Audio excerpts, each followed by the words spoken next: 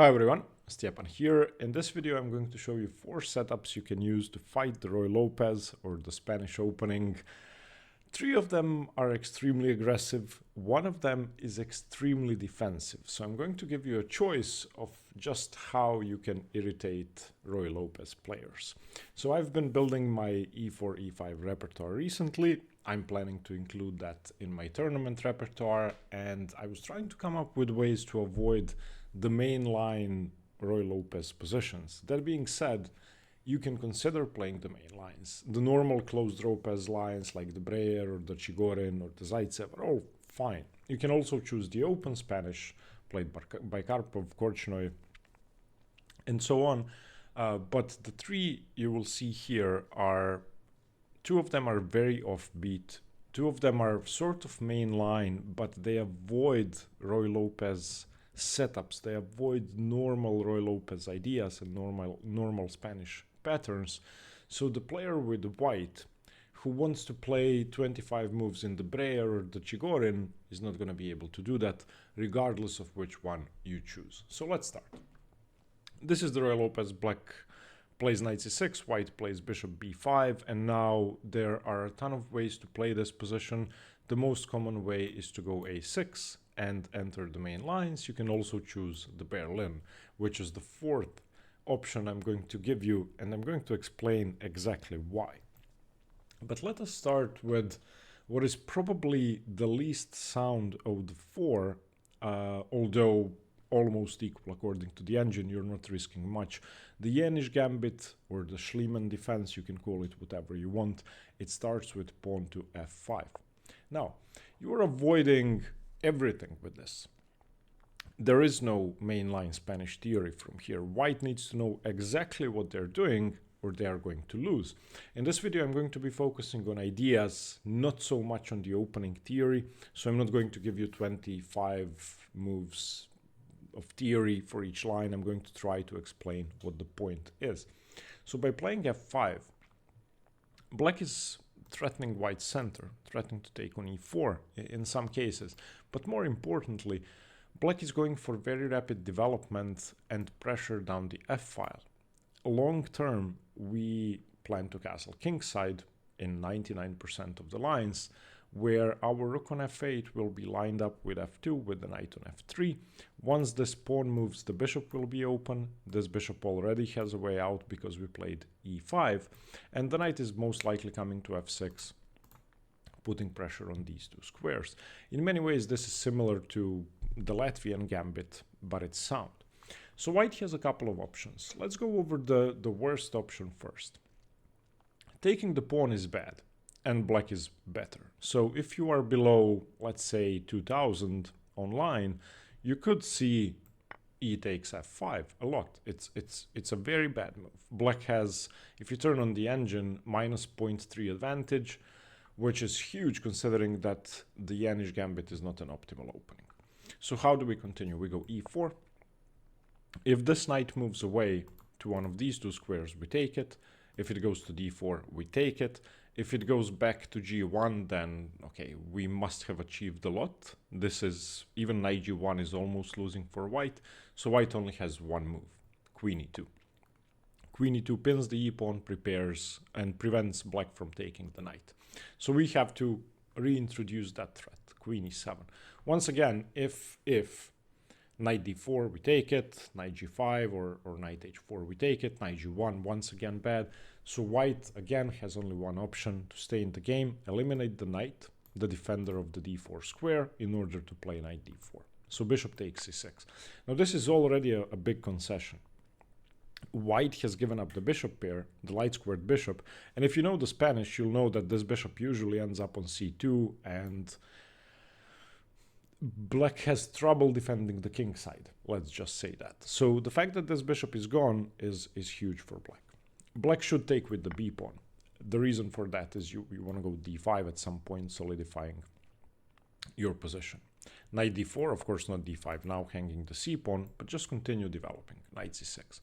And if you count the material here, technically white is up material, white is, white has taken the pawn on f5, but that really is irrelevant. After, let's say, castles, This is slightly better for black. Black has many ways to continue. I like the move queen e5.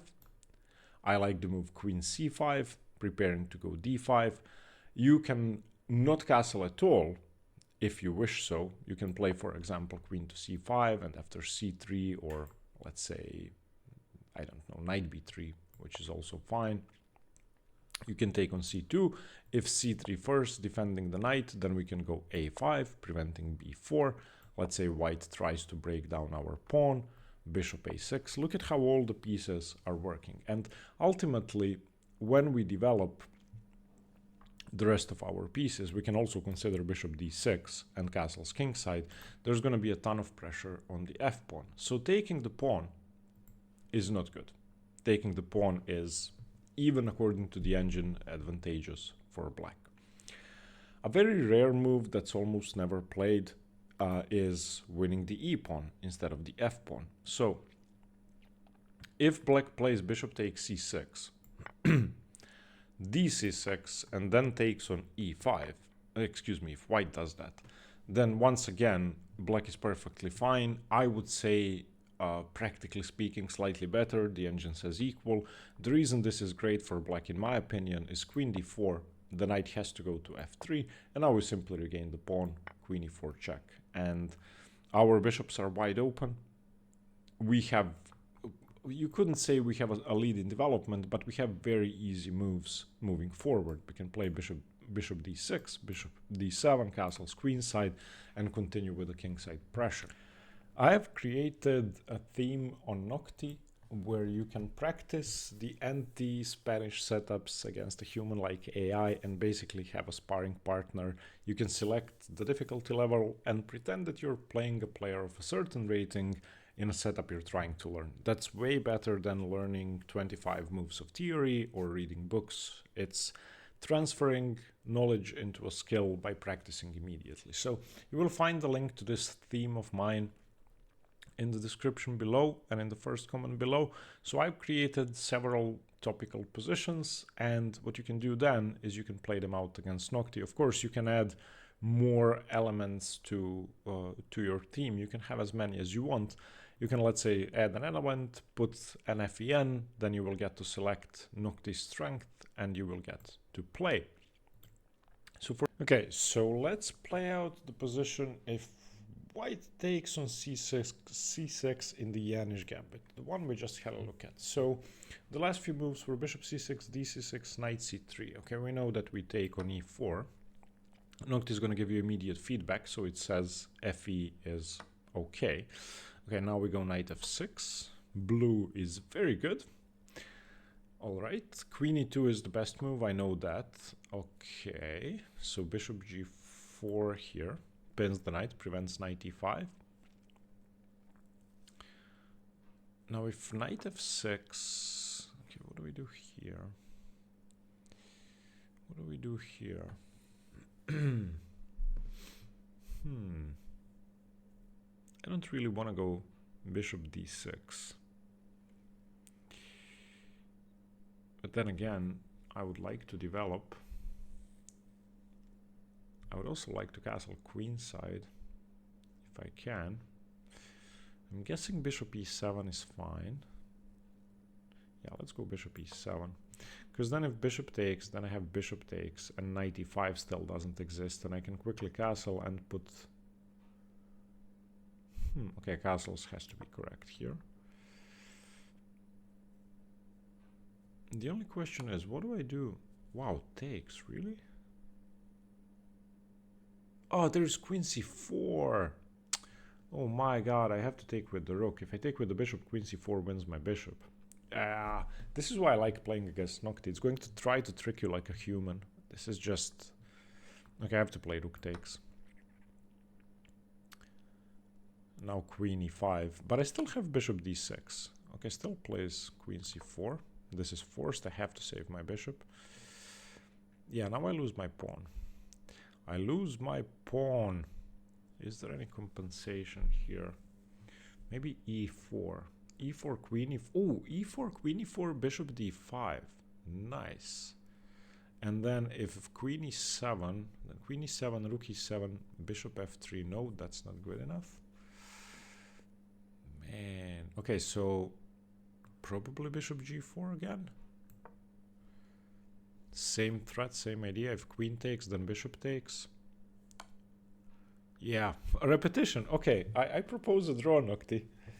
I'm down a pawn. If you want to draw, I'll give you one. Okay, let's draw. Okay, so this is about my strength. I don't think I had an alternative to bishop g4 though. Let's finish practicing. So this is what you can do, and then Nocti gives me the next chapter in the theme. This is what I love about Nocti. Every position I try to prepare, instead of learning theory, I play it out against Nocti. As you can see, I have created many themes, both with my tournament games and with openings I'm trying to learn. If you would like to check out Nocti, there is a link in the description to this exact theme. And if you want to go premium to unlock all the features, use the code Hanging Pawns to get a massive 64% discount, and you can try out the best of Nocti for basically next to nothing. Let's go back to the Anti-Ruy Lopez. Thank you, bye. So what are the good moves? Well, this pawn is attacked. It's as simple as that. You don't want to defend it with the queen because we are going to take and gain a tempo on that queen with knight f6. So that doesn't really work. So you have to either play d3 or knight c3. Knight c3 is the most common move. d3 is the second most common. It's still good. Honestly, I don't know what's better. I prefer d3 for black and knight c3 for white. So if I'm white, I'm playing knight c3 here. But let me show you d3 first. So d3 defends the pawn, and black now takes on e4, d takes e4, and knight f6. Okay, so now the material is equal. White has not accepted the gambit, and we have a position in which black has a semi-open f-file. And this is one of the main reasons you play the Jaenisch Gambit. You want pressure down the f-file. This bishop is going to be developed to c5 most likely, and you can see that f2 is going to be a problem square. White should castle here, and black now has a choice. Either d6 or bishop c5. Bishop c5 is a pawn sacrifice. And of course the e-pawn is hanging. White can choose to remove the defender of the e-pawn. So if you feel like playing this aggressively like a gambit, I would recommend that you give up that pawn. I'll show you why. Bishop c5. Now if white does nothing, then I don't know, let's say knight c3. Then we go d6, and why do we have a better position and white has zero compensation for that? There is no answer. Black is, if white doesn't take the pawn, then black is simply better. So white should take. We of course take with the b pawn because we don't want to trade queens, and knight e5. Now what do we have for that pawn? Castles. Let's say knight c3, white continues developing, and bishop a6. Now, look at these two bishops. Black has the bishop pair, black has the f-file, f2 is under pressure. The best move, in fact, for white is knight d3. Something like bishop b6. Black has very good pieces. The e4 pawn is a weakness, the f2 pawn is a weakness. Black's piece, the rest of black's pieces could be joining the attack. White's best move is e5, and after knight d5, knight takes, pawn takes. White is going to have to deal with the e5 pawn in this case. White is going to have to deal with infiltrations like queen h4, or if you want to listen to the engine, white just plays bishop e3, accepts a slightly worse pawn structure, gives the pawn back eventually, and the position is equal. Most players are not going to do that. Most players are going to try to keep their structure, keep the extra pawn, and compromise the king side in the process. If you don't have a knight on f3, and there is a bishop here, a rook here, a queen is coming, then that can be very dangerous. Not to mention that c5 and c4 and d4 could come at some point, and then this bishop may transfer to b7 targeting g2. So there are many attacking possibilities. If you listen to the engine here, white has a slight advantage. If you look at master games, there has been only one game from this position, it was a draw. So this isn't common. That's why I recommend that you play this against the Spanish. The alternative to bishop c5 is d6. I don't like that as much because ultimately white can still win the pawn. I'm going to show you how, and you have blocked in your bishop. So if knight c3, bishop e7, queen d3, a smart move, preventing castling, because if you castle now, there is queen c4 and you hang the b pawn anyway. That being said, castles is the best move for black, so just don't go d6. I would recommend that you go bishop c5. Okay, now let's get to the best move. The best move for white is knight c3 and defends the pawn with the knight. However, this means that our e-pawn is going to be free to move at some point if we manage to misplace the knight. So of course we take on e4, knight e4, knight f6. Defending the knight now will simply run into d5 at some point, or we can just take and get a structure similar to what we had with d3.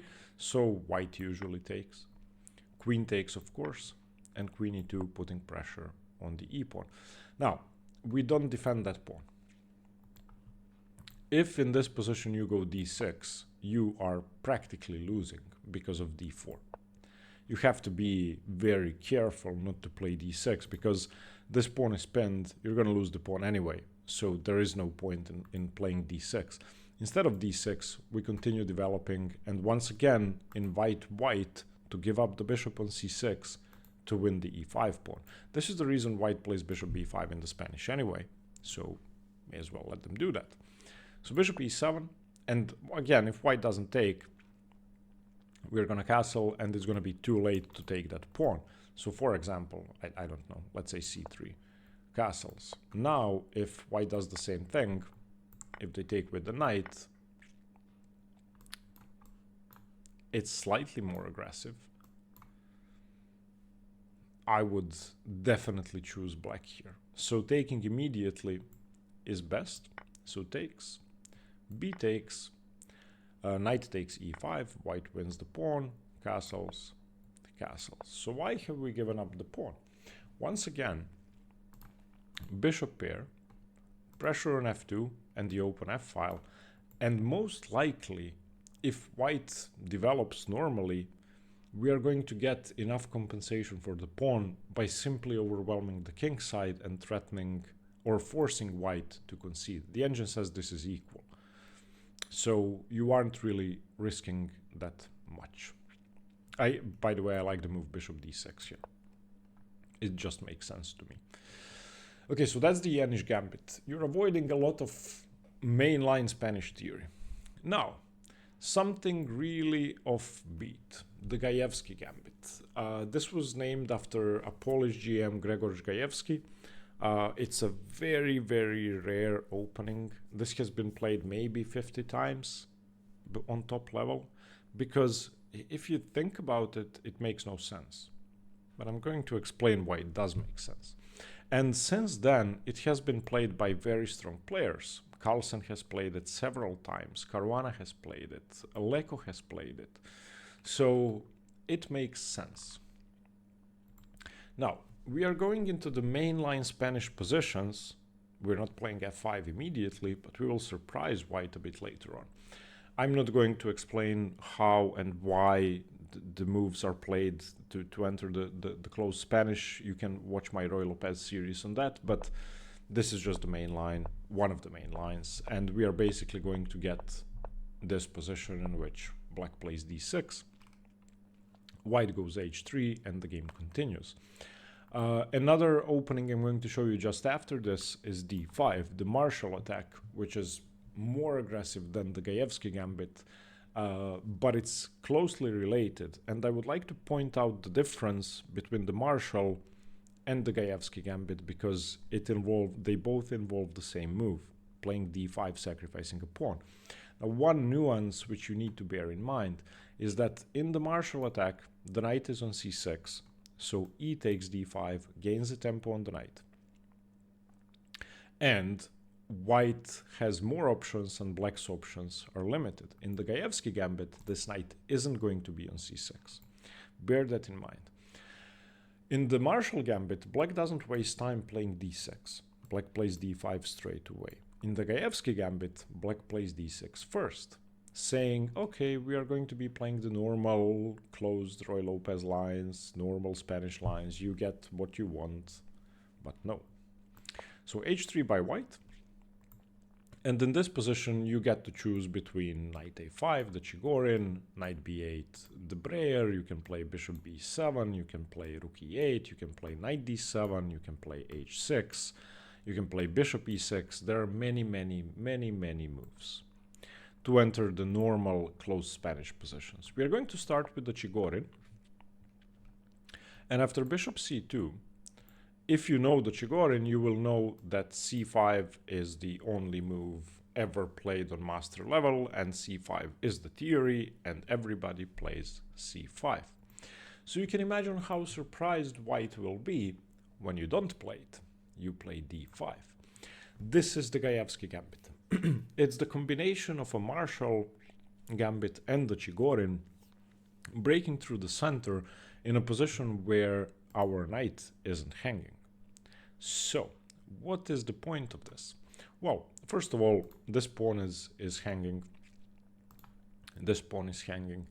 If, for example, knight takes e5, then we play de4.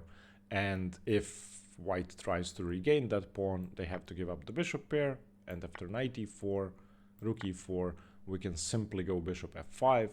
Developing rapidly. We can also go bishop b7, we can go f6, which the engine thinks is the best move, we can go c5. We have so much for a pawn here, because after, let's say, c5, this is a move I would play. Look at these pieces. White has to go d4 in order to develop, and now we just go rook e8, and every single piece is ready to join the action. The bishop could be on b7, it could be on f5. This one could be on d6, the queen could be on h4 like in the Marshall Gambit. The knight could come to c4. Huge initiative, and the engine prefers black. So after d5, taking on e5 really isn't smart. You don't play the way you do in the Marshall Gambit because there is no ed and tempo on the knight, so black doesn't really have to trade. The fact that black doesn't have to trade knights on e5 helps black a lot. So what are the common moves here? Well, most people actually don't take the pawn. Most people play the move d4. If e takes d5, the way you would counter the Marshall Gambit, there is a huge difference. Black has wasted a tempo on playing d6 and then d5, but the knight isn't on c6, so we don't have to recapture. We can go e4. And after e4, even though this is another pawn sacrifice, we are getting huge initiative in compensation for that. So bishop takes e4. For the moment, white is up 2 pawns. But if this pawn isn't taken, where does the knight really go? If you go knight d4, for example, then I play queen d5, and black is simply better. c5 is coming, bishop b7 is coming, maybe e3 is coming. This is going to be a lot of trouble. A lot of trouble. So you don't really, excuse me, have a good square for the knight. If you play knight h2, that's very passive. If you play knight h4 or knight g5, I just play knight d5, and I'm threatening your knight twice. So white really has to take. And now we grab the bishop pair, knight takes e4, rook takes e4, and we don't play queen d5, the bishop is hanging. We play bishop b7. Now have a look at this position. This pawn is hanging, so we are going to get our pawn back, one of our pawns back when we want to. The bishop is extremely active. It could come to d6, to c5, to f6, or it could, if the knight moves, go to one of these 2 squares. The options are limitless. These pieces aren't doing anything. The knight is coming to c4. So white could choose to play d3, which is slightly safer, but worse than d4, so most people are going to play d4, the active move, and again we don't take. Rook e8, another piece into play. This should remind you of Morphy games. And I have to say, when I started looking into the Gajewski Gambit, I was astonished with just how much potential it has. Okay, white is going to develop in some way. Bishop f4 makes the most sense. The knight comes to c4. This knight has to be chased away. b2 is hanging, so b3. Knight b6. Now this pawn is hanging. You don't have a way to defend it. I want to take with the knight so that I'm threatening to take on c3. I may also take with the bishop so that c4 can never be played. White's best is probably c4. Let's say bc4, bc4, knight c4. I'm going to get this pawn back as well.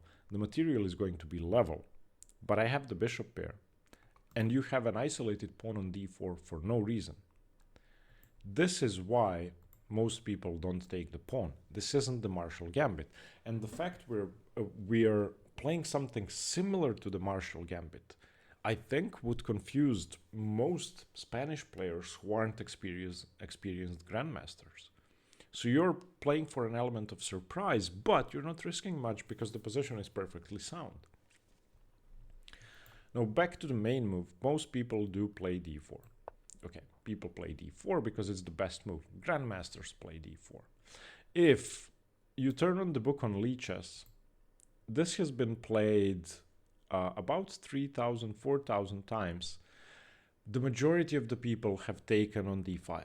The vast majority. The second most popular is d4, 1/4 of the games, and then knight takes e5 is almost the same as d4. So if you play this online, you're gonna see ed most often, and then knight takes or d4 are going to be similar.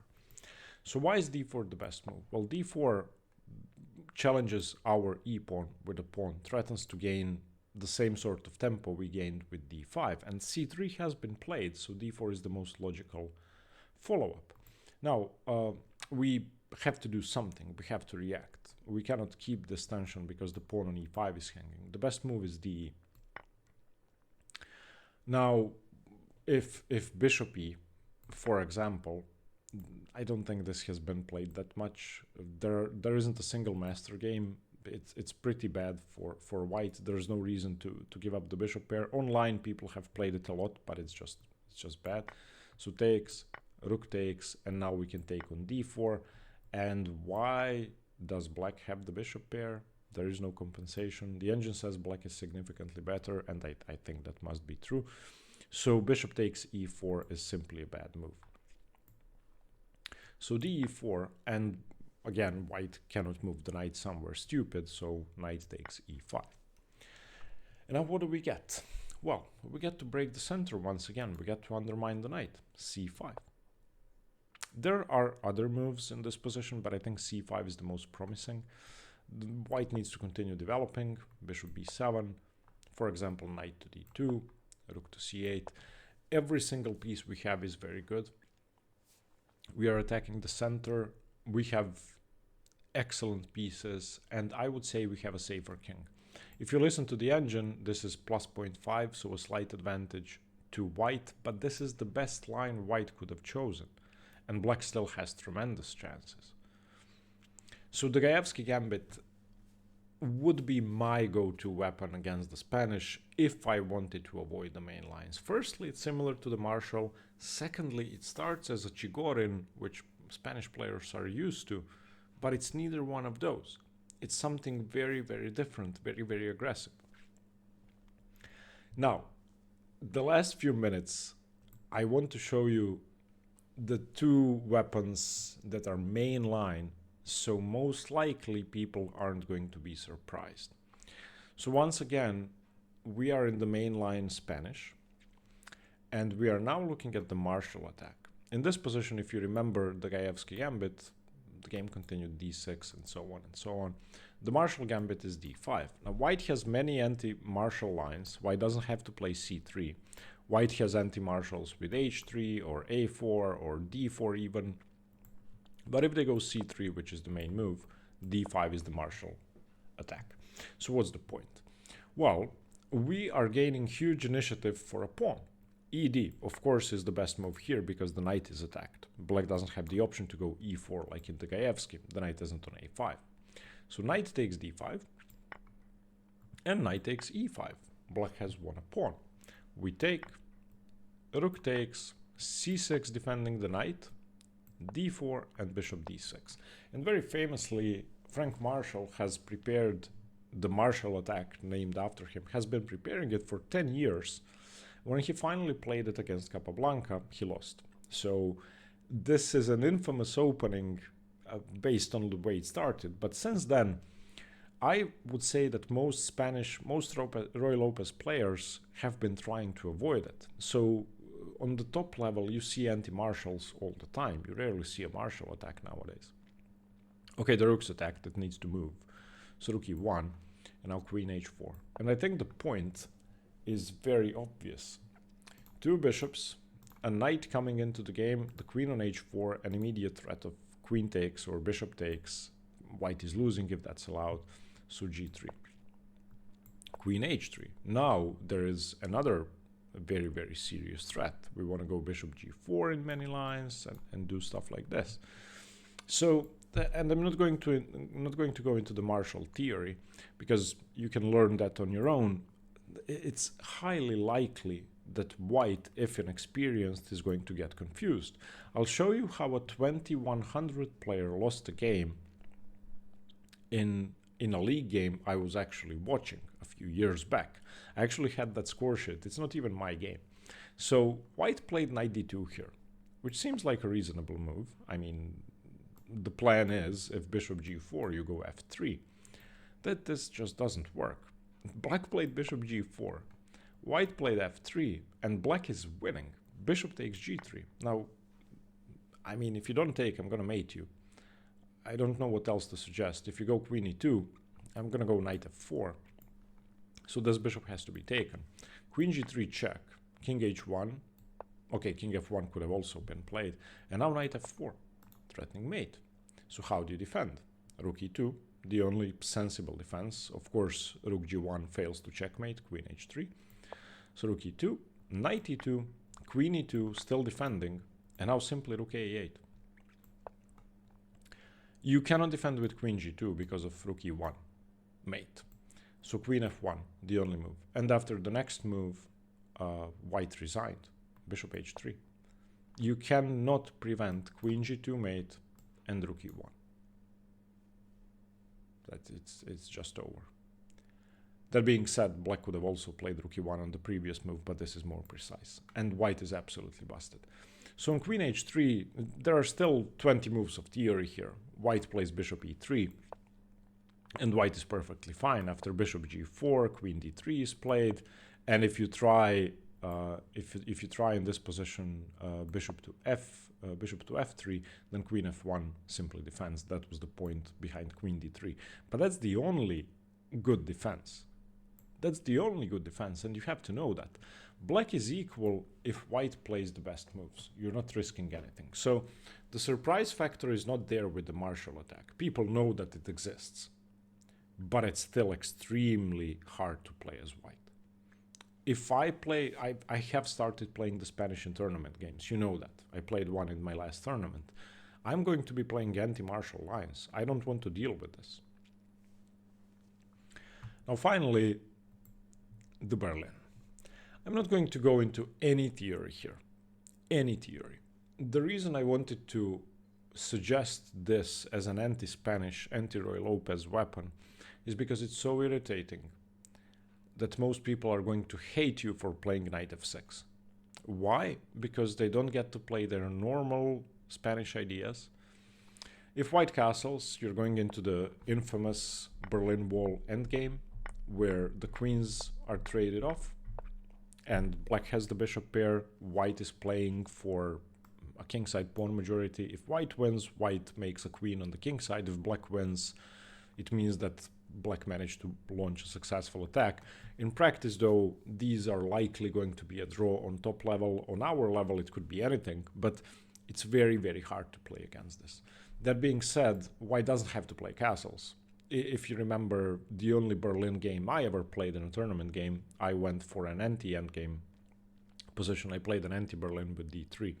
I lost the game quickly because my opponent knew a very strong attacking idea that I wasn't experienced against.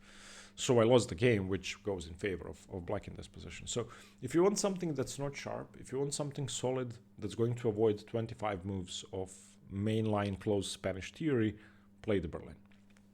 Okay, I hope that this video was useful. My goal with it was to arm you against the Ruy Lopez and give you several options you could choose from that aren't too hard to learn.